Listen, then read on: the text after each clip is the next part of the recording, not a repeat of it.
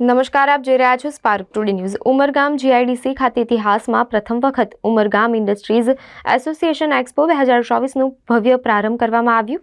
Umargam GIDC ખાતે આજે ઇતિહાસમાં પ્રથમવાર ઉમરગામ ઇન્ડસ્ટ્રીઝ એસોસિએશન યુઆઈએ દ્વારા આયોજિત એક્સપો 2024નો ભવ્ય પ્રારંભ થયો છે। ગુજરાતના નાણામંત્રી શ્રી કનુભાઈ દેસાઈના હસ્તે સવારે 11:30 પ્રદર્શનનું ઉદ્ઘાટન કરવામાં આવ્યું। આ પ્રસંગે ઉમરગામ ઇન્ડસ્ટ્રીઝ એસોસિએશનના પ્રમુખ નરેશ બંથિયા અને તેમના સાથીદારોના અથાગ પ્રયત્નોથી એક વિશાળ ઉદ્યોગ પ્રદર્શનોત્સવનું આયોજન થયું છે, જે ઉમરગામ અને આસપાસના વિસ્તારોના ઉદ્યોગોને નવા દિશામાં આગળ વધારશે। પ્રારંભ દિવસના કાર્યક્રમમાં 100થી વધુ ઉદ્યોગ પ્રતિનિધિઓ અને સરકારી અધિકારીઓએ હાજરી આપી હતી। આ એક્સપો માત્ર ઉદ્યોગો માટે નહીં, પરંતુ સામાન્ય નાગરિકો માટે પણ મહત્વપૂર્ણ છે, કારણ કે તેઓ આ કાર્યક્રમમાં જઈને નવી તકનીક અને વ્યાવસાયિક યોજનાઓને નજીકથી નિહાળી શકે છે। ઉમરગામ એસોસિએશન દ્વારા માનનીય પ્રમુખ શ્રી નરેશભાઈની આગેવાની હેઠળ સૌપ્રથમ એક્સપોનું આયોજન કરવામાં આવ્યું। આ એક્સપોના આયોજનના ઉદ્ઘાટન પ્રસંગે આ વિસ્તારના લોકો ધારાસભ્ય અને જિલ્લા પંચાયતના પ્રમુખ અમરભાઈની સાથે સમગ્ર ઇન્ડસ્ટ્રી એસોસિએશન અને અનેક આગેવાનો છે। ઉમરગામ એક રીતે ઔદ્યોગિક દ્રષ્ટિએ સૌથી આગળ પડતું એસોસિએશન છે, આગળ પડતી ઔદ્યોગિક વસાહત છે અને ઉમરગામ વધુમાં વધુ રોજગારી આપતા ઉદ્યોગો આવેલા છે। ડોમ્સ હોય, અમરેલા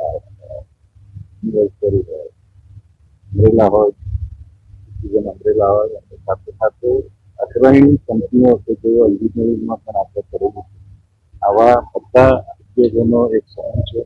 ત્યારે આ એક્સપો થવાથી આ વિસ્તારમાં રોજગારી તો વધશે, સાથે સાથે ઉદ્યોગોની વિકાસ અને ઉદ્યોગોની માંગ પણ વધશે।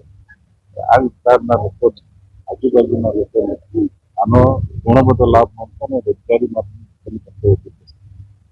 આ વિસ્તારના ધારાસભ્ય સતત આ વિસ્તારના વિકાસ માટે પ્રયત્ન કરી રહ્યા છે, ત્યારે આ એસોસિએશન પણ પ્રમુખભાઈ સાથે પોતાને મિલાવી કામ કરી રહ્યું છે। ત્યારે એ સૌને વધુ મોટી પ્રગતિ કરે એનો આપણે શુભેચ્છા આપીશું અને ઉદ્યોગોના વિકાસ માટે સરકાર તેમજ આપણા દેશના નરેન્દ્રભાઈએ જે રીતે ગુજરાત અને એક ઉચ્ચ સ્થાને મૂક્યું છે, તેમાં ગુજરાત સમગ્ર ભારતની એક ગ્રોથ એન્જિન બની રહ્યું છે। ત્યારે ઉમરગામ પોતાનો ફાળો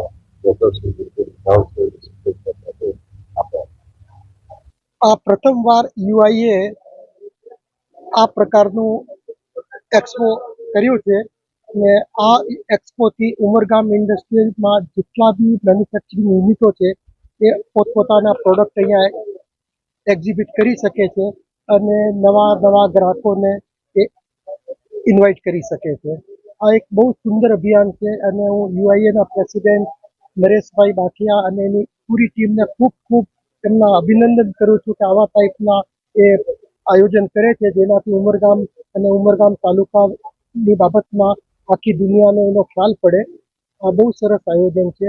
સરકારી અફસરો, અહીંયાના માણસો બધાને ખબર પડે કે ઉમરગામમાં શું થઈ રહ્યું છે, ઉમરગામને શું ચીજની જરૂરત છે, એ બધું એમના ધ્યાનમાં રહી અને ઉમરગામના વિકાસ માટે આ પ્રકારના એક્સપોથી ઘણો બધો ફાયદો થવાનો છે। હું તો આમ ઘણો ભણ્યો લખ્યો નથી, બીકોમ લાસ્ટ યર મેં નથી કર્યો, પણ હું થોડા ઘણા વેદ વાંચતો રહેતો હતો। તો અથર્વવેદમાં એક જગ્યાએ આવું લખેલું હતું અને જે મેં મારા જીવનમાં ઉતારવાનો પ્રયાસ કર્યો છે।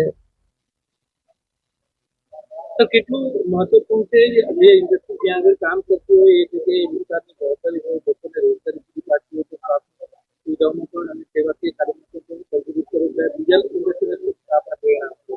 ઇન્ડસ્ટ્રી બધાએ આ જે ભૂમિથી, જે જગ્યાથી આપણે કમાઈએ છીએ એ આપણે પાછું અર્પણ કરવું જોઈએ, જેનાથી ત્યાંના લોકોનો, ત્યાંના વાતાવરણનો વિકાસ થાય। અને જેનું અથર્વવેદની વાત કરતો હતો એમાં એવું વાક્ય હતું કે 100 હાથે તમે કમાઓ અને 1000 હાથે તમે દાન કરો। આ એક જીવનનો મેં બહુ મોટો સિદ્ધાંત મારામાં અપનાવ્યો છે।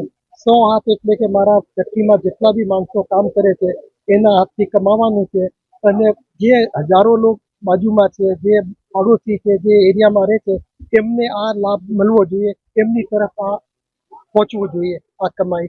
એટલે આ સિદ્ધાંતમાં હું માનું છું.